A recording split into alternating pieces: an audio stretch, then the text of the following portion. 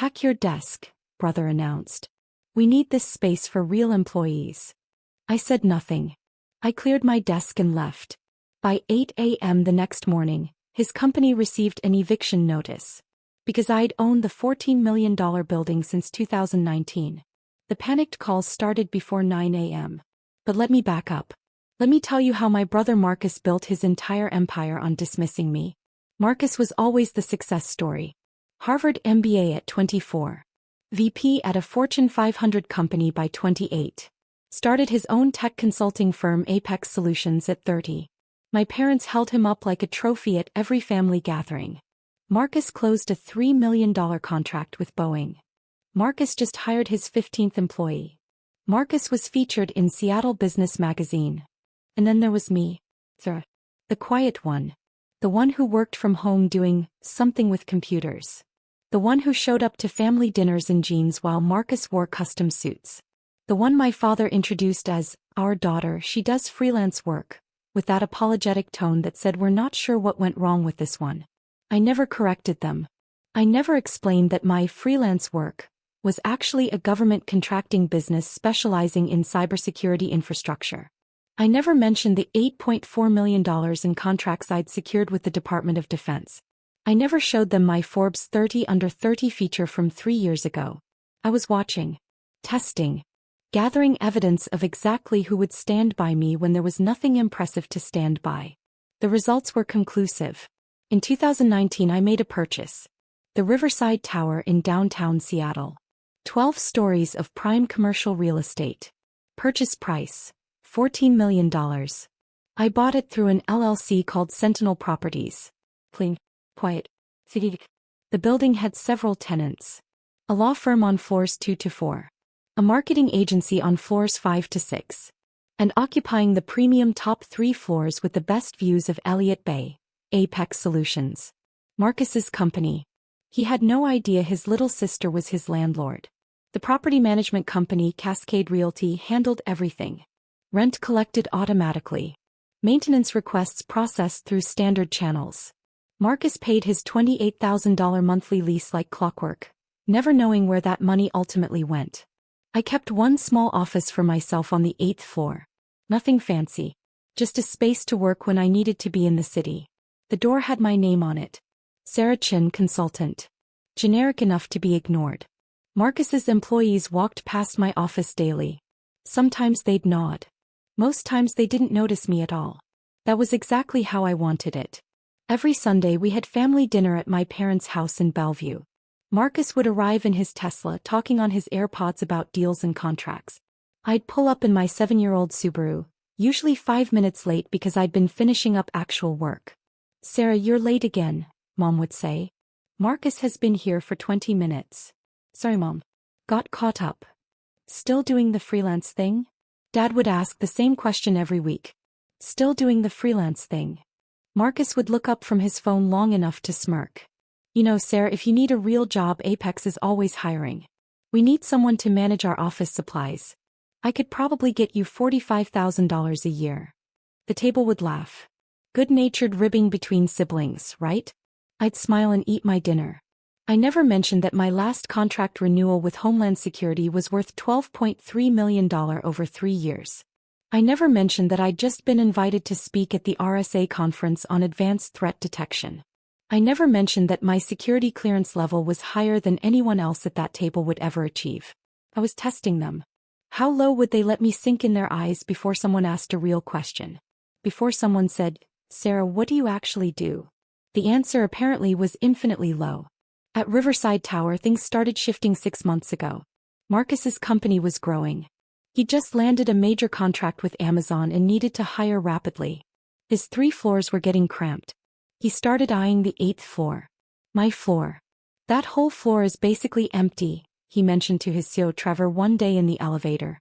I was 3 feet away, invisible as usual. Just some random consultants who barely use the space. We should talk to property management about expanding. Trevor nodded. The lease rates are reasonable here. Way better than what we'd pay for Class A space downtown. They got off on the 10th floor, already planning their expansion. Neither one had acknowledged my presence. 2 weeks later, Marcus sent me an email. Not a text. Not a call. A formal email to my work address. Sir, Apex Solutions is expanding operations.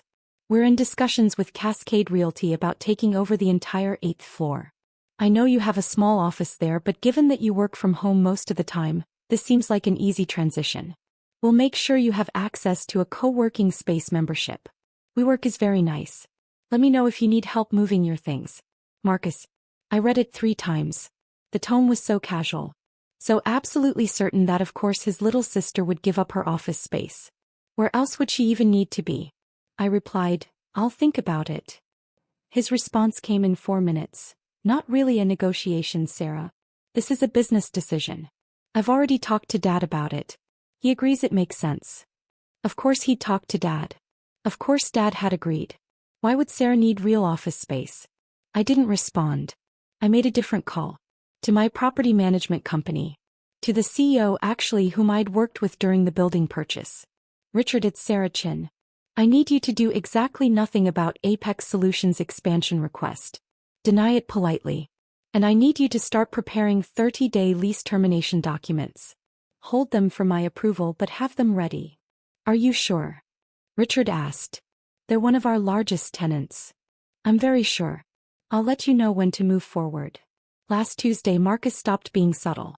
He showed up at my office without warning. I was on a video call with the Defense Department project manager, discussing penetration testing protocols for a new facility. I saw Marcus through my glass door, gesturing impatiently. I muted my mic. I'm in a meeting. This'll just take a second, he said, walking in anyway. I unmuted. I apologize, we're experiencing an interruption. Can we pick this up in 10 minutes? The project manager nodded and I ended the call. That was a $4.7 million contract discussion I just had to cut short. What do you need, Marcus? He looked around my office with barely concealed disdain. 1 desk. 2 monitors. A bookshelf with technical manuals. A small couch. Sarah, this is getting ridiculous. We've been trying to work with you for weeks on the expansion. You're being unreasonable. I said I'd think about it. What's there to think about? You're here maybe twice a week. We have actual employees who need this space. People doing real work that generates real revenue. I leaned back in my chair. Is that so? Apex Solutions brought in $18 million last year. We're on track for $25 million this year. We have 32 employees now. You have, what? Your laptop and some books. I have my work. Your freelance consulting. He said it like someone might say your little hobby. Sarah, at some point you need to grow up. This isn't about you anymore. This is about real business.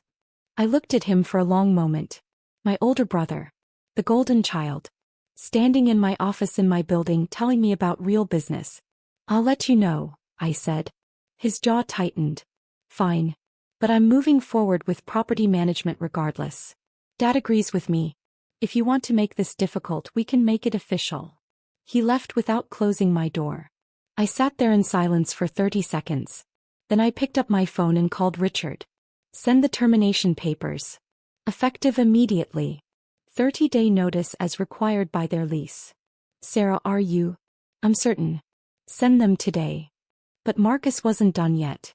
Friday afternoon Marcus came back. This time he brought Trevor and 2 other executives. They walked into my office like they owned it. Actually, they walked into my office like they were about to. Sarah, we need to talk, Marcus said. I closed my laptop. I'm listening. We've made a decision. Apex is taking over this floor immediately. We're moving our HR department up here next week. I've already spoken with property management. They're on board with the transition. I glanced at the 4 men crowding my small office. That's interesting. Pack your desk, Marcus said. Those 3 words. We need this space for real employees. Trevor smirked. The other executives looked uncomfortable but said nothing. Pack your desk, Marcus repeated. Today. We're bringing contractors in tomorrow to start renovations.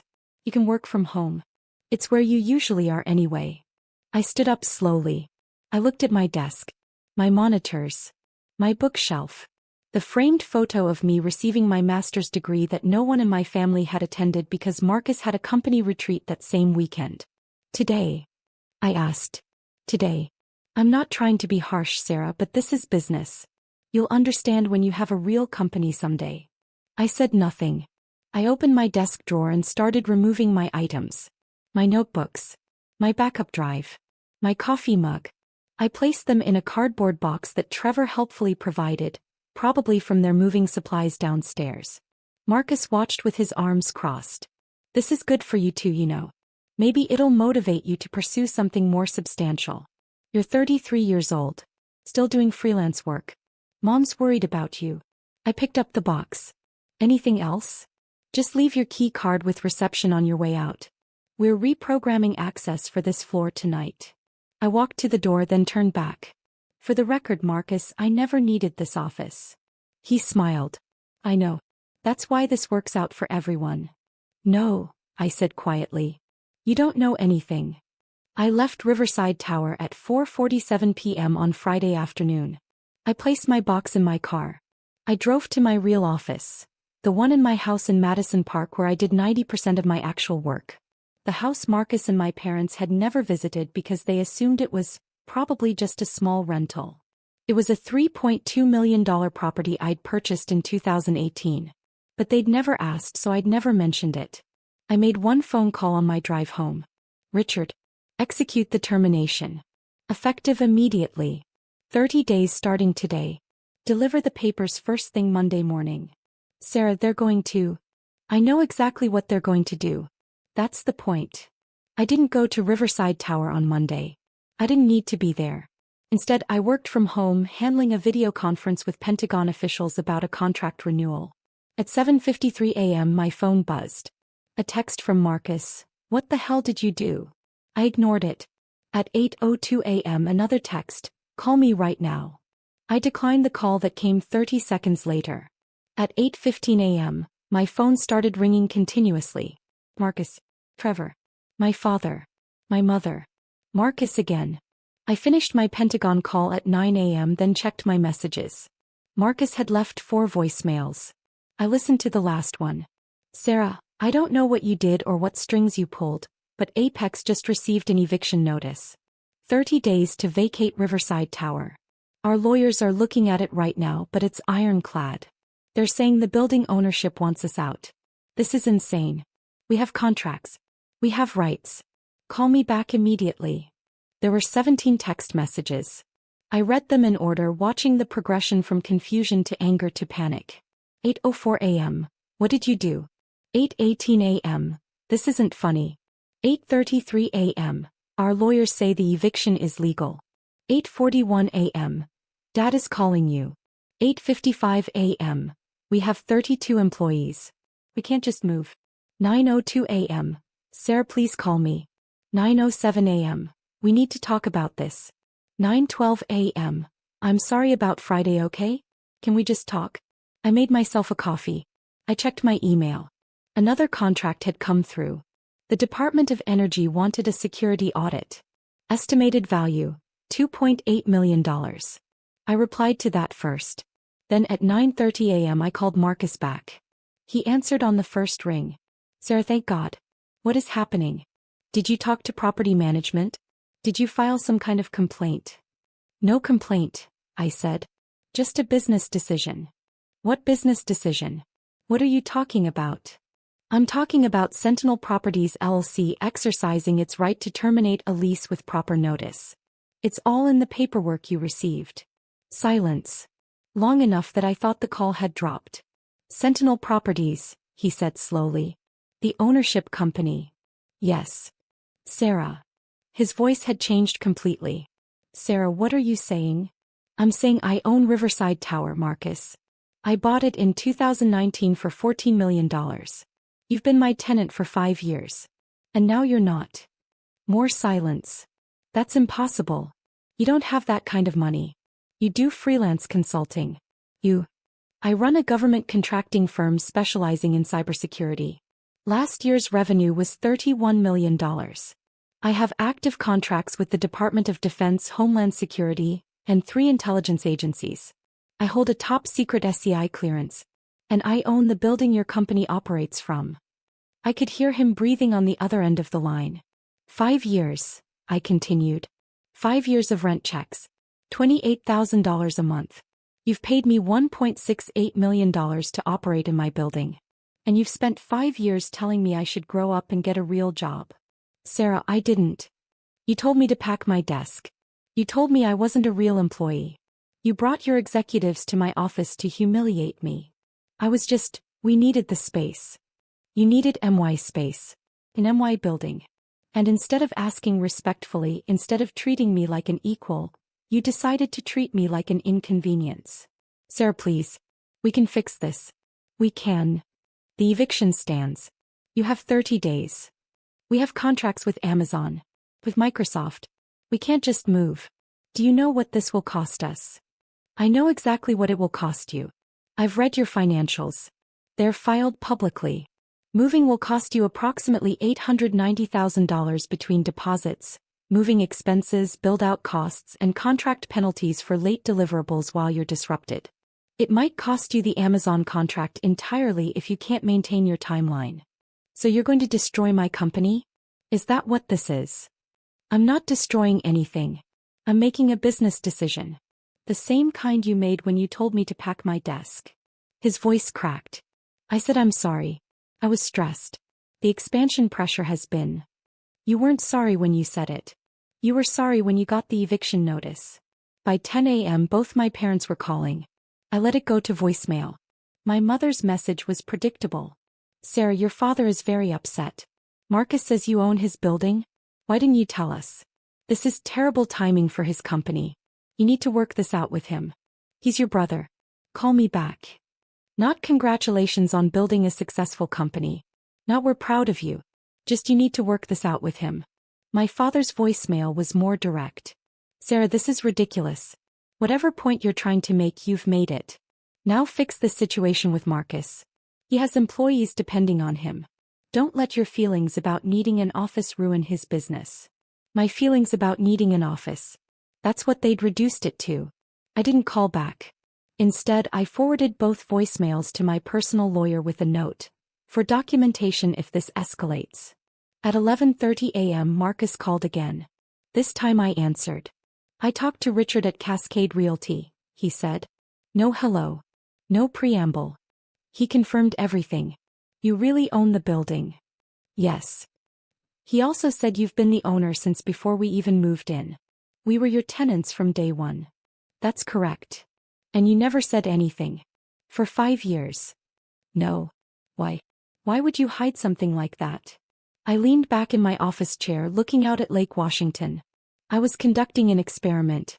I wanted to see how my family would treat me when they thought I was failing.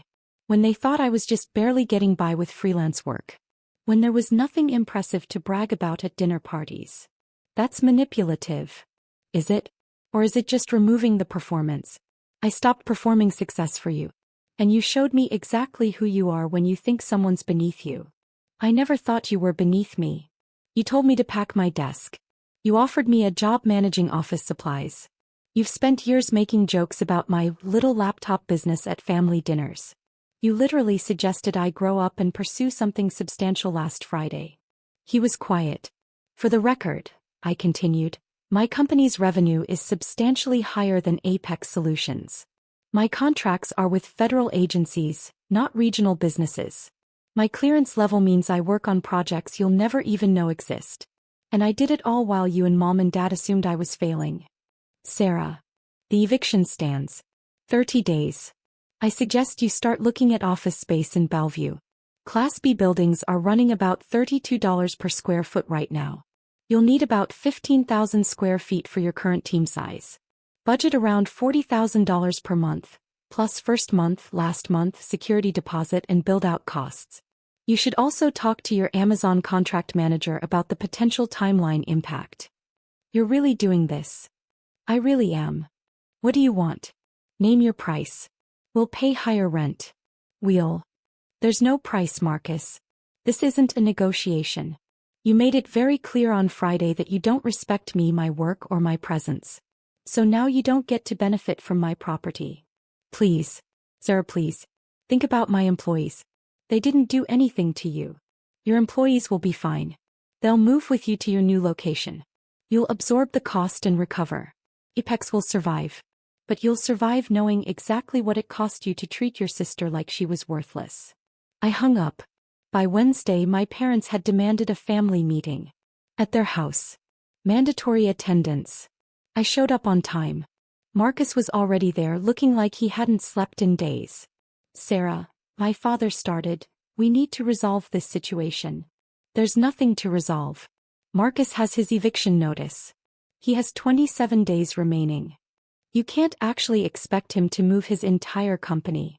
I expect him to honor the lease termination the same way he expected me to clear out of my office with zero notice. My mother jumped in. Sarah, honey, Marcus said some things he regrets. But you're talking about hurting his business. His employees. Their families. I'm talking about enforcing my property rights. Your property rights? My father's voice was rising. Since when do you have $14 million to buy buildings? Since 2019. The money came from my government contracts. The same work you've dismissed as freelance consulting for the past decade. My mother looked confused. What government contracts? I pulled out my phone and opened a folder.